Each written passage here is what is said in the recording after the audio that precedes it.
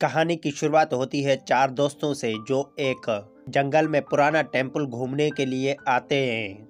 थोड़ी देर वो उसी टेम्पल तक पहुंच जाते हैं। अब ये सभी लोग सेल्फीज लेना स्टार्ट कर देते हैं, लेकिन तभी वहां कुछ गांव वाले आ जाते हैं और उनसे गुस्से में बात करते हैं। ये गांव वाले कुछ कह रहे थे, पर इनकी भाषा उन चार दोस्तों को समझ नहीं आ रही थी। सब गांव वाले सरदार को बोलते हैं कि हमें इन्हें मार डालना चाहिए, पर सरदार इन्हें मना करता है। मैथ्यू उसके भाई की फोटो उन्हें दिखाता है और उन्हें कहता है कि हम इसे ढूंढ रहे हैं। तभी हम देखते हैं कि एमी फोटो लेते लेते एक पौधे पर चढ़ जाती है। इसी बीच इनका एक साथी दिमित्री भी एक पेड़ पर चढ़ जाता है। गांव वाले उसे तीर मारते हैं और फिर उसे गोली मार देते हैं। अब गांव वाले बहुत गुस्से में हो जाते हैं। ये देखकर वो सारे दोस्त टेम्पल के ऊपर चले जाते हैं। ऊपर जाने पर उन्हें टेंट मिलता है। ये देखकर मैथ्यू का भाई हेनरी को ढूंढने लगता है, पर वहाँ कोई नहीं होता। टेम्पल के ऊपर सिग्नल भी नहीं होते। थोड़ी ही देर में मैथ्यू को अपने भाई हेनरी की बॉडी मिलती है। अपने भाई की बॉडी देखकर मैथ्यू रोने लगता है। जब ये लोग बात कर रहे होते हैं तभी उन्हें एक फ़ोन की रिंग सुनाई देती है जो एक कुएं से आ रही थी। अब मैथ्यू नीचे जाता है पता करने के लिए, तभी रस्सी टूट जाती है और वो नीचे गिर जाता है। अब स्टेसी डिसाइड करती है नीचे जाने के लिए। जब स्टेसी नीचे जाती है तो उसे भी पैर में चोट लग जाती है। अब मैथ्यू की रीढ़ की हड्डी टूट चुकी थी, कमर पूरी तरह डैमेज हो चुकी थी। अब एमी भागते हुए नीचे गांव वालों के पास मदद लेने के लिए जाती है। एमी गांव वालों से मदद मांगती है, पर वो लोग उसकी कोई मदद नहीं करते। तब एमी गुस्से में होकर वहीं पड़े पौधे उठाकर एक बच्चे पर फेंक देती है। तभी वो सरदार उस बच्चे को गोली मार देता है। ये देखकर एमी समझ जाती है कि इन पौधों में ज़रूर कुछ गड़बड़ है। अब हम स्टेसी को देखते हैं, जिसे फिर से वही फोन रिंग सुनाई देती है। अब मैथ्यू को एक लकड़ी के स्ट्रक्चर से ऊपर ले आते हैं।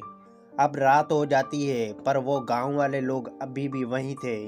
अब सुबह होती है और स्टेसी देखती है कि वो पेड़ की जड़ें उसके पैर में घुस चुकी हैं। अब वो लोग उन जड़ों को ऊपर से खींच के निकाल लेते हैं।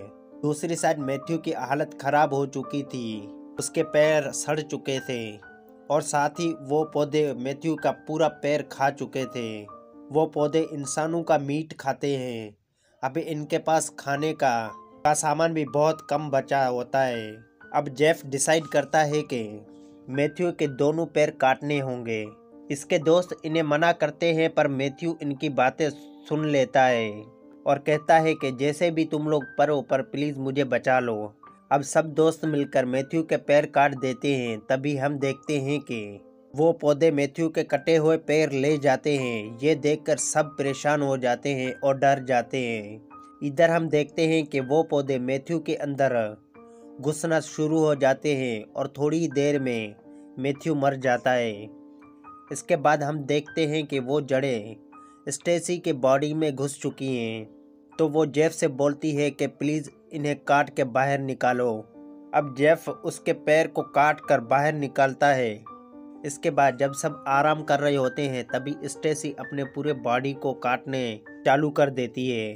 अब स्टेसी पूरी तरह पागल हो चुकी थी, लेकिन एरिक जैसे ही उसे रोकने जाता है तो वो गुस्से में एरिक के सीने में चाकू मार डालती है और एरिक की मौत हो जाती है। अब वो पौधे के एरिक के खींच कर ले जाते हैं। ये देखकर स्टेसी और ज़्यादा डर जाती है। वो रिक्वेस्ट करती है कि प्लीज़ मुझे जान से मार दो, मुझे ऐसे नहीं मरना। अब जेफ हिम्मत करके उसे मार डालता है, क्योंकि उसकी बॉडी में जड़ें बहुत ज़्यादा हो गई थी। अब जेफ एमी से बोलता है कि मैं इन गांव वालों को बातों में उलझाऊंगा और मौका देखकर भाग जाना। वो उसकी बॉडी में खून लगा लेता है और वो उसे उठाकर नीचे ले आता है, जिससे गांव वालों को लगता है कि वो मर चुकी है। अब जेफ इन्हें बातों में लगा रहता है और गांव वालों की तरफ बढ़ने शुरू कर देता है। जैसे ही सभी तीर मारने लगते हैं, जिसका फ़ायदा उठाकर एमी वहां से भागने लगती है अब गांव वाले भी उसका पीछा करने लगते हैं, लेकिन एमी एक कार को स्टार्ट करके वहां से भागना चालू कर देती है। अब हम देखते हैं कि वो पौधे एमी की भी बॉडी में घुस चुके थे, मतलब कि अब वो भी मारी जाएगी।